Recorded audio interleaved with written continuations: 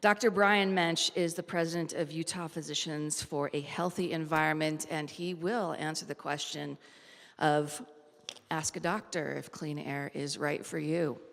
First off, thanks to all of you for taking time out of your Groundhog Day celebration to come.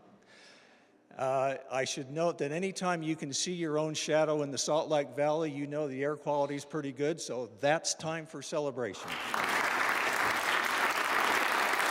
I had the opportunity to take care of Governor Herbert when he was a patient. He had to have surgery. And I just kind of had to smile to myself when I found out that our next patient was Governor Herbert. Governor Herbert's expression wasn't quite the same. As a longtime critic of state government, when I walked into the room, Governor Herbert immediately recognized me, and his jaw literally dropped. And then it kind of turned into a smile. He said, "Well, I'm reminded of what Ronald Reagan said to the surgeons who were wheeling him into emergency surgery when he was shot. He said, 'I hope you're all Republicans.'" And I said, "Governor Herbert, that's a little too much to ask, but we are going to take good care of you."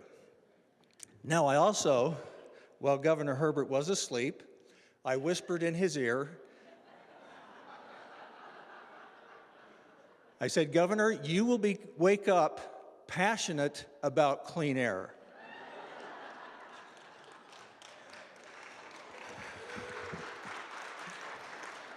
And I told him that when I visited him afterwards, and he smiled. He was actually a very good sport. Because of that, I'm going to take personal credit for him saying we're going to spend $100 million on clean air. I'm sure that part is not true. I'm going to talk about a distillation of literally thousands of medical studies from some of the world's most famous and well-respected medical journals, like the New England Journal of Medicine, including their Swimsuit edition, which many of you probably don't have. When our group was formed back in 2007, we made a lot of news comparing the impacts of air pollution to cigarette smoking. And a lot of people in the state were not happy with that. It turns out that we are actually very scientifically valid in doing that, and we have become even more valid in making that comparison now.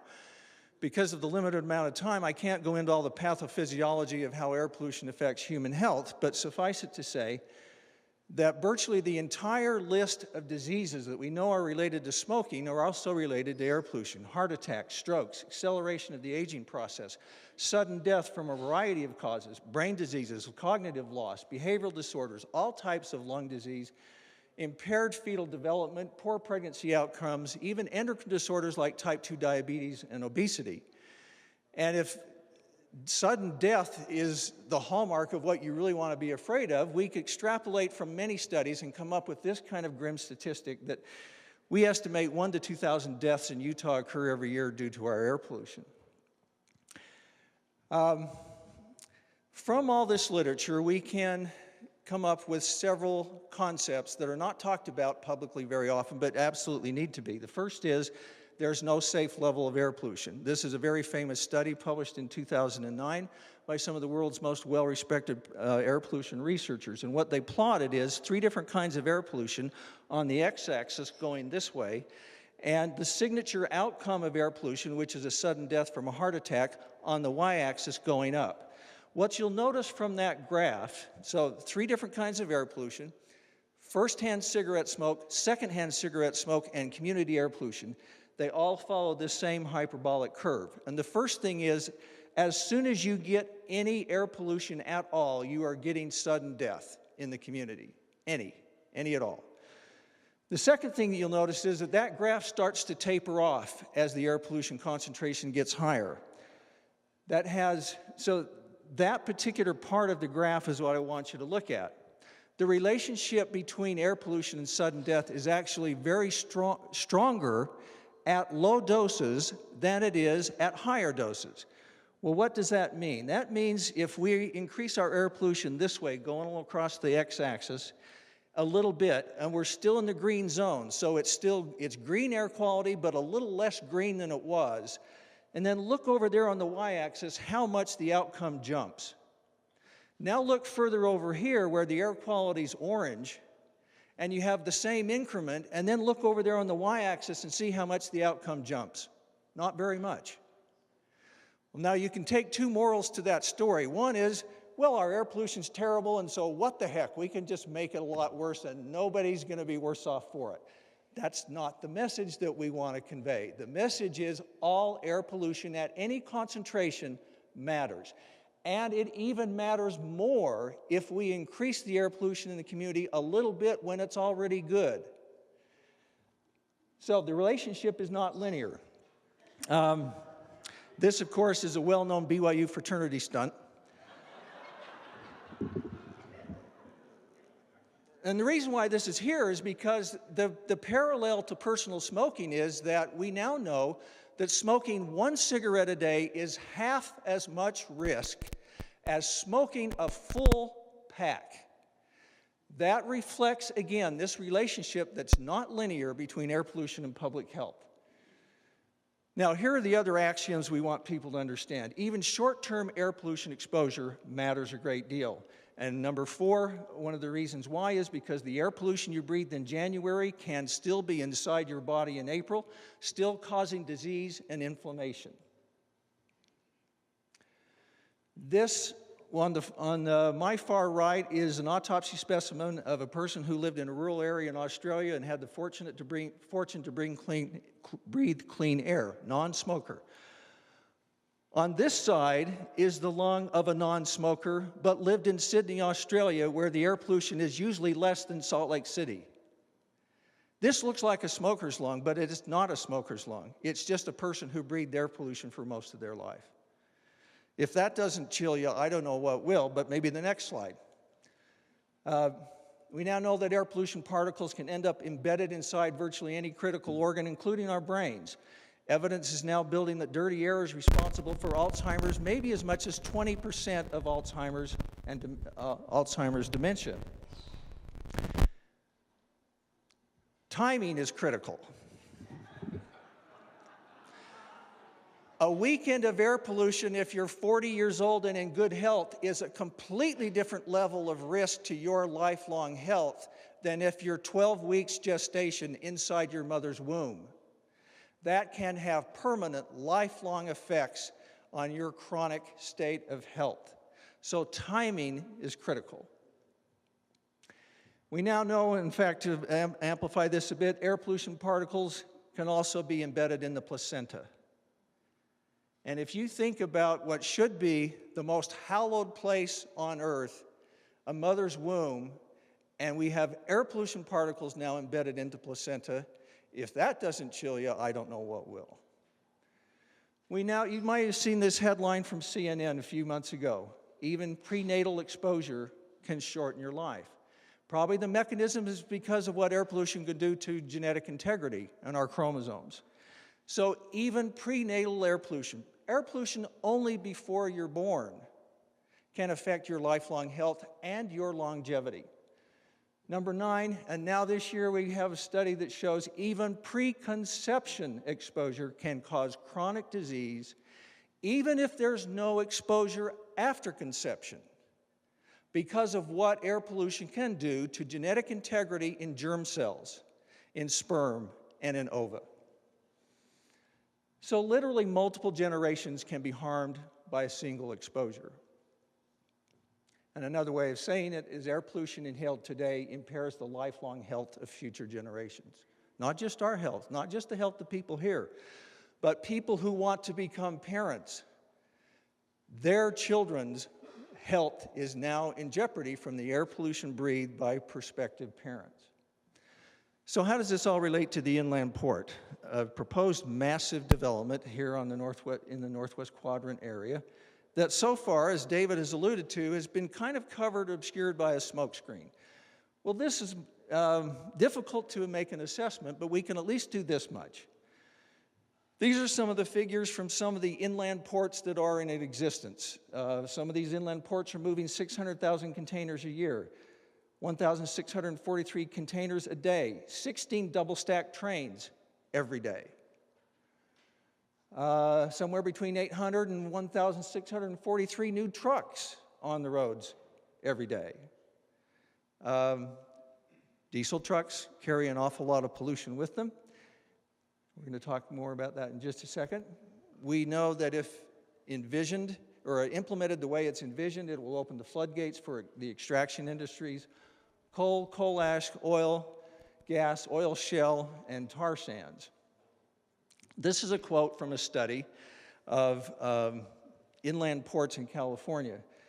The author said, "The air quality impacts of ports are significant, with particularly large emissions of diesel exhaust, particulate matter, and nitrogen oxides." In an in-house editorial by the Salt Lake Tribune several months ago, the Tribune said, and I don't know where their figures came from for this, but I'm going to trust it because it's the Tribune, "Rail, on-highway diesel trucks and operations at the airport are already responsible for about a fifth of the air pollution along the Wasatch Front." They went on in this editorial to say, "We will hear a lot about building a, quote, green port, and that's good, but there is no scenario where this is anything close to zero emissions. We need aggressive countermeasures and on other pollution sources. The politicians who willed this port into existence carry the responsibility to reduce its harm. We need to reduce pollution elsewhere to ensure the inland port generally improves Utahns' lives." Offsets is another word for this. Is that really possible? If we can create offsets, why haven't we done so in the last 20 years? How bad does our air pollution have to get before we would have implemented those offsets that are spoken about? Second thought is the whole concept of offsets implies that averages of air pollution are fine. Let me show you how misleading, how absolutely absurd averages can be if that's your key to judging the impact on a community. In 2018, the average Amazon employee made about $29,000. Now, if you include Jeff Bezos as an Amazon employee who made $50 billion last year, adding Bezos means the average Amazon employee now makes $500,000 a year. So you go from food stamps to close to being a millionaire just by calculating averages. Well, you can do the same sort of absurdity with air pollution. Air pollution tends to concentrate near its sources. It does not disperse equally throughout the community. This particular study now is at least 16 years old, where researchers calculated the most toxic type of air pollution, which is called ultrafines, which are the really tiny particles as a subset of PM 2.5. And they found that if you're living within a narrow corridor along those freeways, you can have 30 times the exposure to the most toxic type of air pollution that the rest of the community experiences. That has direct relevancy to people who are going to be exposed to the inland port and all the increased truck traffic now on our roads. Basically, if you're going to allow, quote, offsets, you're going to say some communities will be sacrificed. Do you want your community to be a sacrifice zone for the economic stimulus of the rest of the community or even the state? Not all air pollution is created equal. These different sources of air pollution have different types of chemical, mechanical, and biological toxicity. It depends in part on the chemicals attached to those particles. It depends on how small those particles are, and it also depends on how fresh those particles are. Fresh is thought to be a good thing when you're having some lunch or a dinner. Fresh is not a good thing if you're breathing. The freshness of air pollution particles is also related to the toxicity. So not all air pollution is created equal, and that underlines the whole idea as we can achieve public health protection by, quote, offsets. You may have seen this headline recently: pollution controls failed within a few years on certain heavy-duty trucks. This study found that, in fact, this new generation of diesel trucks that started with their manufacturing in 2009 and went for 3 years, they're now finding that their pollution controls have failed.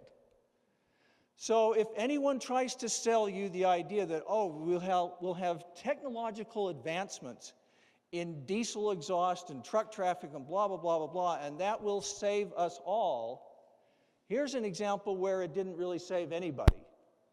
And throw into that the recent Volkswagen diesel scandal that now we know virtually all automobile manufacturers were doing something similar.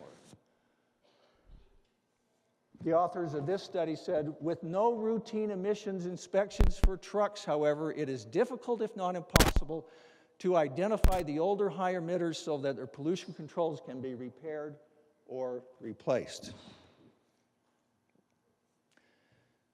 So the inland port may very well turn out to be the gateway to turning Salt Lake City in 2040 into the Pittsburgh of 1940, if we're not already there.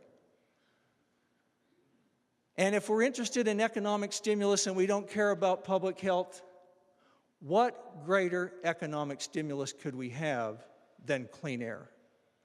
Thank you.